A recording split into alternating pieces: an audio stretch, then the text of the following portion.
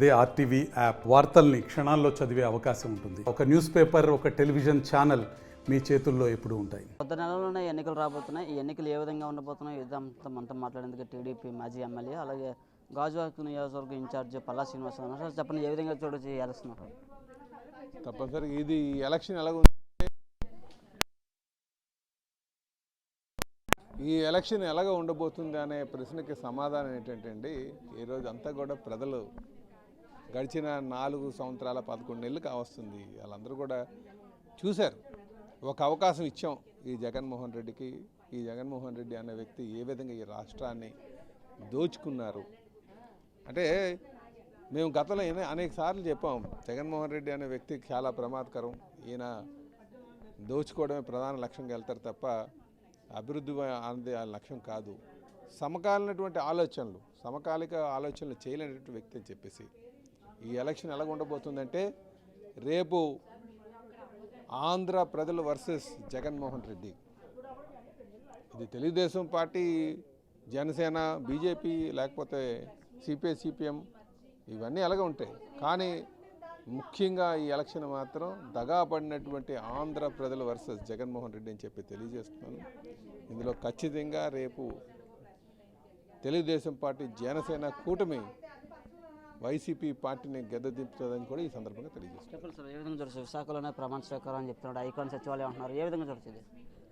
అదేనండి, ఈయన మళ్ళీ నిన్న జగన్మోహన్ రెడ్డి గారు వచ్చి ఈ కొంతమంది ప్రతినిధులతో ఎవరో కొంతమంది డ్రెస్సులు వీళ్ళు వాలంటీర్లకే సూట్లు వేసి కూర్చోబెట్టారు. అది హైలైట్. అందులో వాళ్ళందరూ కూడా పారిశ్రామికవేత్తలు అంటున్నారు. ఎంతవరకు పారిశ్రామికవేత్తలు మనం తెలుసుకోవాలి. ఎందుకంటే ఒక పారిశ్రమను కూడా ఇక్కడ తేలే, ఒక ఇండస్ట్రీ కూడా ఇక్కడ తీసుకురాకంట. ఆయన వచ్చి కళ్ళబొల్లు మాటలు ఇంకొక 4 సంవత్సరాలు 11 నెలలు వెళ్ళిపోయిన తర్వాత కళ్ళబొల్లు మాటలు చెప్పి పగట కళ్ళకు అంటున్నారు. ఆయన చెప్తున్నారు, ప్రజలకి కళ్ళబొల్లు కబుర్లు చెప్తున్నారు, ఆయన కూడా పగట కళ్ళకు అంటున్నారు. ఎందుకు ఈ మాట చెప్తున్నానంటే, మళ్ళీ గెలుస్తాడట, మళ్ళీ ఇక్కడికి వచ్చి ప్రమాణ స్వీకారం చేస్తారట, మళ్ళీ 1,00,000 కోట్లు పెట్టి ఐకానిక్ టవర్ ఏదో కడతారట. ఏంటి కబుర్లు అన్నీ?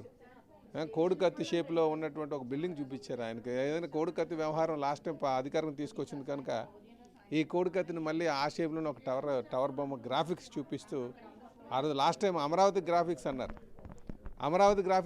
మళ్ళీ ఆ అమరావతిలో ఉన్నటువంటి బిల్డింగ్స్నే తనఖా పెట్టి డబ్బులు తెచ్చుకున్నారు ఒకటి. ఈరోజు వచ్చి ఒక గ్రాఫిక్స్ రెడీ చేసి ఇక 1,00,000 కోట్లతో 4 సంవత్సరాలు 11 నెలలు పడుకుని ఇంకో 4 రోజులు ఎలక్షన్ ఉంటుండగా ఈయన వచ్చి 1,00,000 కోట్లు పెట్టి ఇక్కడ విశాఖపట్నం అభివృద్ధి చేస్తానంటున్నారు. ఈ మాటలు చెప్పడానికి ఈయన మాటలు ఎవరు నమ్మేటట్టు లేరు. ఎందుకంటే రాయలసీమలో వివేకానంద రెడ్డి గారి హత్య కేసు తర్వాత అక్కడ ఈయన్ని నమ్మే పరిస్థితి లేదు. అలాగే అమరావతిని ఆ రైతాంగాన్ని పూర్తిగా నాశనం చేశారు కనుక అక్కడ ఉన్న ప్రజలు ఈయన నమ్మట్లేదు. ఇప్పుడు ఉత్తరాంధ్రకు వచ్చి ఈ ప్రాంతాన్ని నేను అభివృద్ధి చేస్తాను, 1,00,000 కోట్లతో కడతానని చెప్పి కళ్ళబోలు మాటలు చెప్తున్నారు. ఇక్కడ ప్రజలు నమ్మే పరిస్థితిలో లేదు. ఇప్పటికే ఈయన చేసినటువంటి దోపిడీ మీద మొత్తం తీర ప్రాంతం అంతా దోపిడీ చేశారు. విశాఖపట్నం తీర ప్రాంతం అంతా ఇక్కడ మొదలు సిబిసిఎన్సి కావచ్చు, దసపల్ల భూములు కావచ్చు, అటు భోగాపురం దగ్గర ఉన్నటువంటి భూములు కావచ్చు, ఇలాగా ఆ సన్రైజ్ రిసార్ట్ కావచ్చు, రాడిసన్ కావచ్చు, ఆ బే వాచ్ కావచ్చు, ఇలాగ అడ్డగోలుగా ఇవన్నీ కూడా దోచుకొని ఇప్పుడు మళ్ళీ ఈ ఇంకో ప్రాంతం మైదాన ప్రాంతం వైపు వెళ్తున్నారు. ఈ నెక్స్ట్ టైం అవకాశం ఇస్తే మైదాన ప్రాంతంకి వెళ్ళి దోచుకోవడానికి సిద్ధంగా ఉన్నారని చెప్పి తెలియజేస్తున్నాను. దీనికి ప్రజలందరూ కూడా చూస్తున్నారు, ఈయనకి బుద్ధి చెప్తారని కూడా తెలియజేస్తున్నారు. సొంత చెల్లెలే మా అన్నకి ఓటు వేయొద్దని చెప్తున్నారు ఇద్దరు చెల్లెలు. అదే చెప్తున్నారు కదండి, మహిళలకి ద్రోహం చేసినటువంటి వ్యక్తి అటు కన్న తల్లి నమ్మే పరిస్థితి, అటు ఏది కూడా ఆయన స్వార్థం కోసం చూసుకుంటే తప్ప ఈయనకి బంధుత్వాలతో పని ఉండదు అని చెప్పేసి అంటున్నారు. అలాగే ఒకవైపు సునీత సొంత చిన్నాన్న కూతురు కూడా ప్రజలు గమనిస్తున్నారు. జగన్మోహన్ రెడ్డి గారి ఒక ఆలోచన విధానం కావచ్చు, ఆయన పరిపాలన విధానం కావచ్చు, ఇది ఖచ్చితంగా చూస్తున్నారు. ఈయన సొంత తల్లికి, చెల్లికి, చిన్నాన్న కూతురికి చేయలేనటువంటి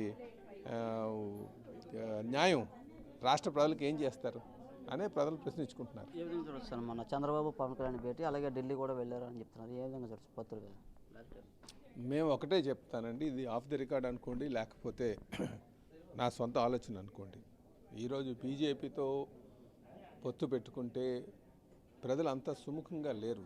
విశాఖపట్నంకి సంబంధించిన ఎస్పెషల్లీ విశాఖపట్నం సంబంధించింది. ఎందుకంటే ఇక్కడ స్టీల్ ప్లాంట్ ప్రైవేటైజ్ చేస్తున్నారని ఒక ఆలోచన, గంగవరం పోర్ట్ అదానికి అప్పచెప్పారని ఒక ఆలోచన, అలాగే ఇక్కడ రైల్వే జోన్ ఇంతవరకు తేలేదని ఒక ఆలోచన, వెనకబడిన ప్రాంతం యొక్క ఫండ్స్ రాలేదని ఒక ఆలోచన, ఇలాగా ఒక వ్యతిరేకత అయితే ప్రజల్లో ఉంది.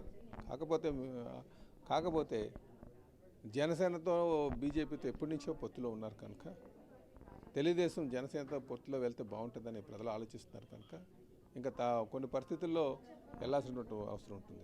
సీట్ల విషయంలో ఏమైనా బీజేపీ అదండి, అవి ఇంతవరకు మా దగ్గర ఇంకా ఆ చర్చ లేదు. అది అధినాయకులు ఒక స్థాయిలోనే జరుగుతుంది. మాతో చర్చించేటువంటి పరిస్థితి ఉండదు కనుక ఏ సీట్లు ఇస్తారనేది మాకు అంత అవగాహన లేదు. విశాఖ ఎంపీ సీటు కూడా బీజేపీ అడుగుతుందని ఒక ప్రచారం నడుస్తుంది. బీజేపీకి విశాఖపట్నంలో ఆదరిస్తారని నేను అనుకోవట్లేదండి. ఎందుకంటే స్టీల్ ప్లాంట్ మీద విపరీతంగా వ్యతిరేకత ఉంది కనుక ఆ సీటు తెలుగుదేశంకి ఉంటేనే మంచిదని మేము ఆలోచిస్తున్నాం. ఇది మాజీ ఎమ్మెల్యే పల్లా శ్రీనివాస్ గారు చెప్తున్నారు. పూర్తిగా అయితే ఈ ఎన్నికలు చాలా ప్రజలు ఎప్పుడు వస్తాయా అని సిద్ధంగా ఉన్నారు. అలాగే పొత్తుల విషయంలో కూడా టీడీపీ జనసేన అయితే బాగుంటుందని ప్రజలు కూడా కోరుకుంటున్న పరిస్థితి అయితే ఉంది. Video journalist Sagar Naidu, RTV Visakha నుంచి. మరిన్ని వీడియోస్ కోసం ఛానల్ ని సబ్స్క్రైబ్ చేయండి. లేటెస్ట్ అప్డేట్స్ కోసం వాట్సాప్ ఛానల్ ని ఫాలో చేయండి. అండ్ లింక్ డిస్క్రిప్షన్ లో ఉంది.